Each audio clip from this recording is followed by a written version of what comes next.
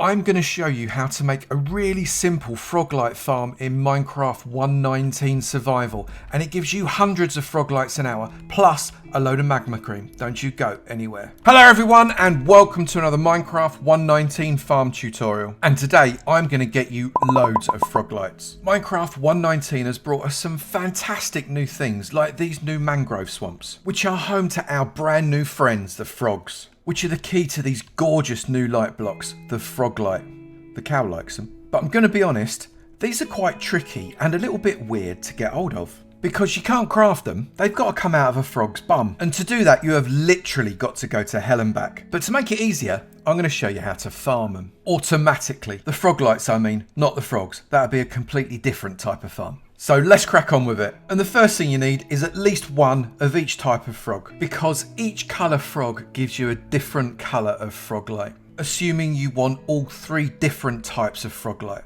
I did a video recently on all the new Minecraft mobs, which included everything you need to know about how to get all three of these frogs. I've put a link in the description below so you can go and check that out if you're not sure. And you need to get yourself through into the nether and find a basalt delta. And you want to get yourself onto the nether roof. Again, this isn't a tutorial on how to do that, but there is a video in the description below that can help you. And once you're up there, build yourself a nether portal and spawn proof it by putting some slabs on top. Then go back through that portal and pair it up with a portal in the overworld.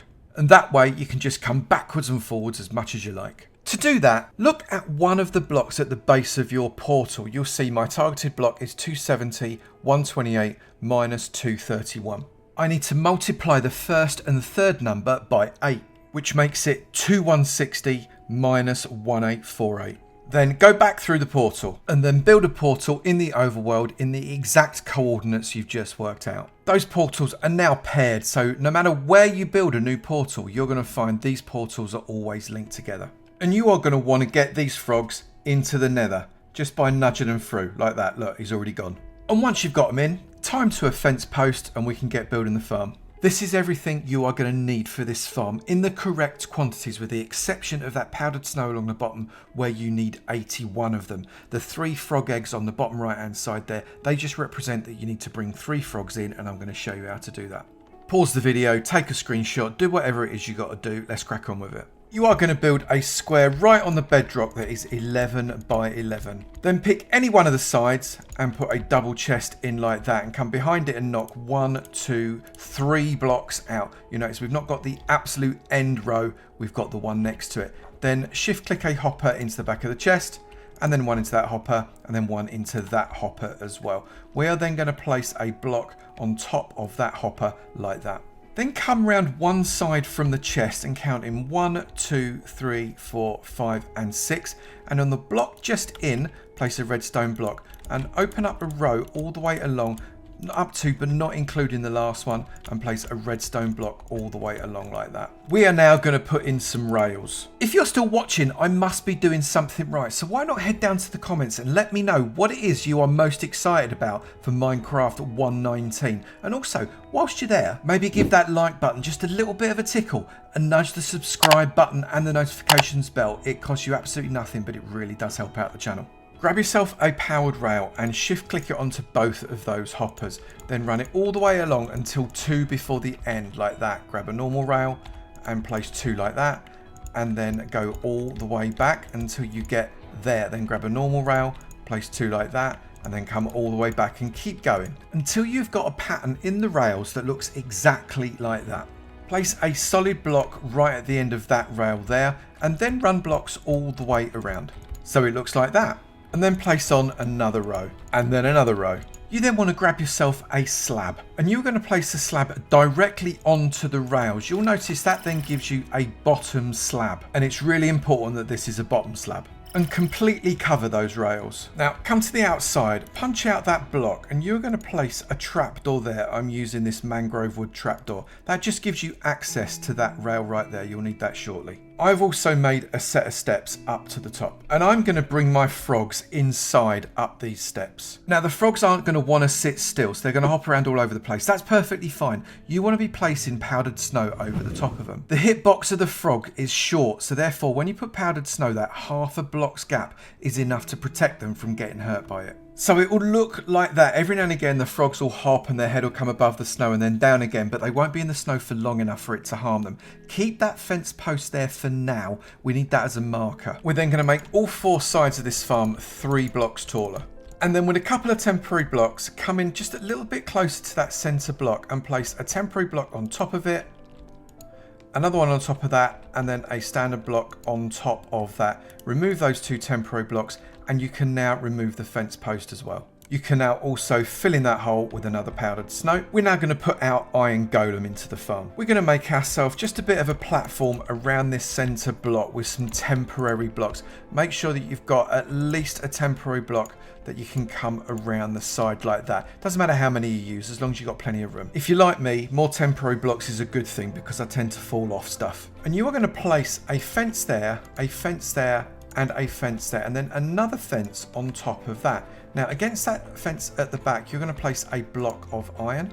You're going to come around the back, you're going to remove that temporary fence block like that. You're then going to get some more temporary blocks. You're going to come up 1 and 2, place an iron block there, an iron block there, and an iron block there. You're then going to get another fence post and you're going to place it there.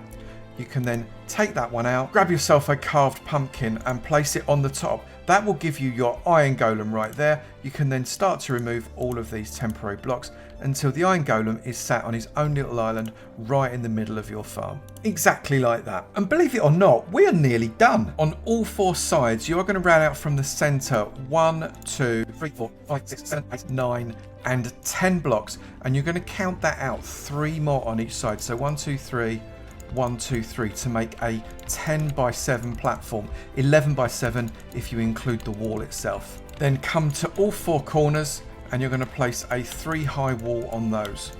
You're then going to make a square of glass going all the way around the outside. So it looks like that. And then you're going to repeat all the platforms that you've got underneath in glass with 3 block gap above the glass and the platform. This 3 block gap is critical because it means ghasts can't spawn, but all of those magma cubes can. And then place a row of glass on the inside as well, so you've got glass overlapping. That is going to stop the large magma cubes from being able to jump and reaching your iron golem and causing him damage. You are then going to put a wall all the way around the outside of these platforms just to stop any magma cubes from jumping off the sides. They won't, they should home in directly onto the golem, but just in case, because we can't cater for magma cube stupidity in this farm. So your finished farm should look like that.